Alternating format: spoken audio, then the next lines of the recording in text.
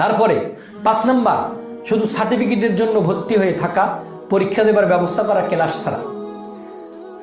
দুঃখজনক বিষয় হলো সত্য, বর্তমানে কওমি মাদ্রাসাগুলো ঢুকে গিয়েছে, শুধু দাওরা হাদিসে ভর্তি হয়ে আছে, কিতাবখানায় ভর্তি হয়ে আছে, মৌলানায় ভর্তি হয়ে আছে, ক্লাস করে না, শুধু পরীক্ষার টাইমে পরীক্ষা দিচ্ছে।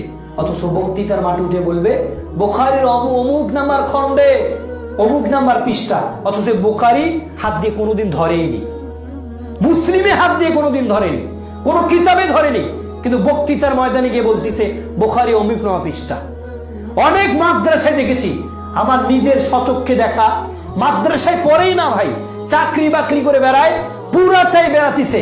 এই বেড়ানির কারণে ও হাদিসের কিতাবে জানে না। ও যদি বলা হয় তুমি নামাজের বুখারীর মধ্যে থেকে তুমি নামাজের হাদিস বাই করো, এ বাই করো, জানবেই না। এ মাদ্রাসা শুধু সার্টিফিকেটের জন্য সে শিক্ষা অর্জন করতেছে, শিক্ষা অর্জন করে না মূলত ইলমের জন্য, ইলমের জন্য নয়, শিক্ষা অর্জন করতেছে সার্টিফিকেটের জন্য। সার্টিফিকেট শো করবে, চাকরিতে জয়েন করবে।